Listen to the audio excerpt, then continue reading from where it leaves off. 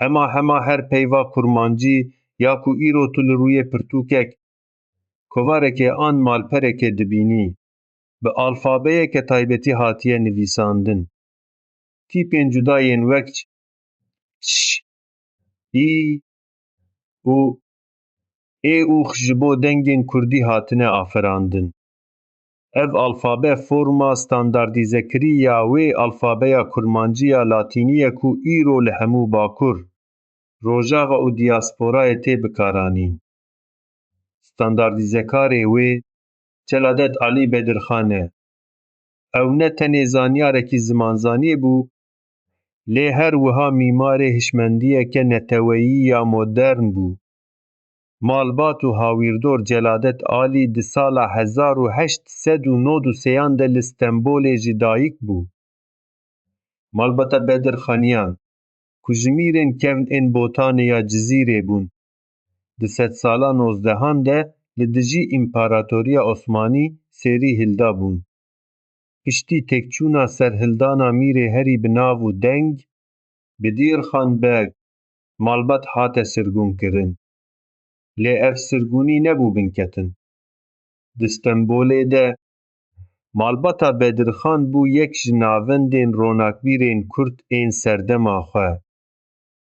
Bavê Celadet Emîn Alî Bedirxan di bizavên siyasî yên Kurdî yên destpêka sedsala bîstan de cihekî giring digirt. Celadet û birayê wî Kamîran di vê hawîrdorê pir zimanî û pir zanistî de mezin bûn. Wan ji destpêkê ve Kurdî, Tirkî, Erebî, Farsî û paşê Fransî û Almanî hîn bûn. Perwerdehiya li Almanyayê piştî Şêrê Cîhanê yê yekem, Celadet çû Almanyayê ji bo xwendina bilind. Li zanîngeha Munîhê wî hiqûq û zimanzanî xwend. Vê perwerdehiya Ewropî bandoreke kûr li ser nêrîna wî kir. Wî dît ku zimanên Ewropî bi xêra alfabeyên xweseren û rêzimanên sîstematîk çi qas pêşketin. Bi vê yekê ew gihîşt ramanê ku zimanê Kurdî jî bi heman rîyê dikare bibe zimanê zanist û edebiyatê. Çavkaniyên berê yên alfabeya latînî berî em behsa xebata Celadet bikin, divê yek tişt zelal be. Celadet ne yekemîn kes bû ku alfabeyeke Kurdî ya latînî pêşkêş kir.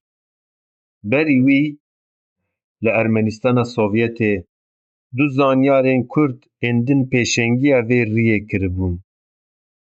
Erebê Şemo û Îşax Marogulov di sala 1928 de alfabeyeke kurmancî ya latînî saz kiribûn ku tê de tîpên taybet ji bo dengên Kurdî hebûn. Du sal şûnda di sala 1930 de Rojnameya Rîya Teze li Îrîvanê dest bi weşanê kir û bû yekemîn rojnameya kurmancî ya bi alfabeya latînî.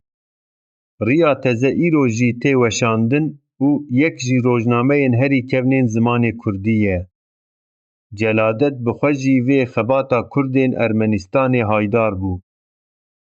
Di kovara Hawarê de wî behsa Rîya Teze û xebata zimanî ya Kurdên Sovyetê kiriye û rûmet daye kar û barê hevalên xwe yên Ermenîstanê. Ji ber vê yekê, gava em dibêjin Celadet alfabeya kurmancî ya latînî standardîze kir. Em hema rastiyê dibêjin, ne efsaneyekê. Bizava Hawarê û standardîzekirina alfabeyê piştî damezrandîna komara Tirkiyê û qedexekirina zimanê Kurdî, Celadet neçarma ku jî weled biçe. Wî xwe gihand Şamê, ku di wê serdemê de di bin mandata Fransayê de bû.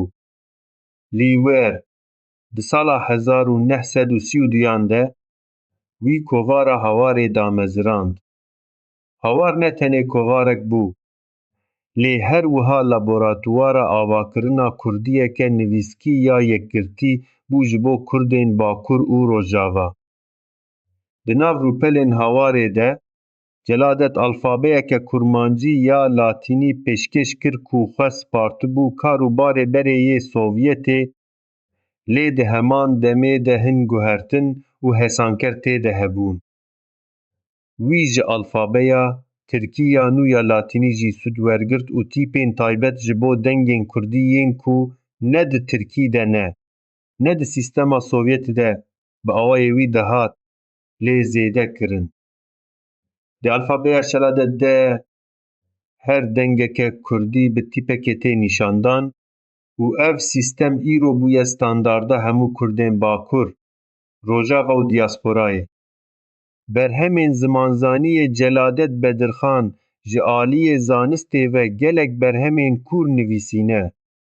Berhema wî ya navdar bingehên gramera kurmancî ku bi hevkariya rojhilatnasê Fransî Roger Lescot hatibû nivîsandin. Yekem rêzimaneke zanistî ya zimanê kurmancî ye. Di vê berhemê de ew bi rêbazên zimanzaniya modern hemû aliyên gramerî yên kurmancî vedikole. Wî her wiha ferhengên Kurdî amade kirin, dersên zimanzaniyê di hawarê de weşandin û nivîskarên ciwan ên Kurd ji bo nivîsîna bi alfabeya nû teşwîq kirin. Di nav nivîskarên ku Celadet re kar dikirin, Çegerxwîn, Osman Sebrî û birayê wî Kamîran Bedirxan jî hebûn. Mîrat û encam Celadet Alî Bedirxan di sala 1951 de li Şamê dûr ji welatê xwe koça dawî kir. Ew di temenê 58 saliyê de bû. Dema mirina wî nehat zanîn ku forma alfabeya wî dê ji bo wî gelî bibe sembola serekeya nasnameyê. Lê îro em dibînin ku ev fikra wî bi tevahî hat pirkirin. Giringiya wî ji bo dîroka Kurdî sê xal in. Yekem, standardîzekirina alfabeyê. Îro hema her kitêb, kovar û nivîsa kurmancî ya li Bakur, Rojava û diasporayê bi forma wî tê nivîsîn. Duyem, gramerî. Di her zanîngeha cîhanê de ku kurmancî tê fêrkirin, çavkaniya bingehîn berhemên Celadet in. Sêyem, rê û rêbaz. Wî nîşan da ku zimanekî bê dewlet jî dikare xwedî alfabe, rêziman û edebiyatê be û ku xebatên Kurdên ji parçeyên cuda yên Kurdistanê dikarin bi hev re zincîreke zanistî biyafirînin. Ji bo xwendekarên zimanê Kurdî, fêmkirina Celadet Bedirxan fêmkirina kokên alfabeya em îro pê dixwînin e.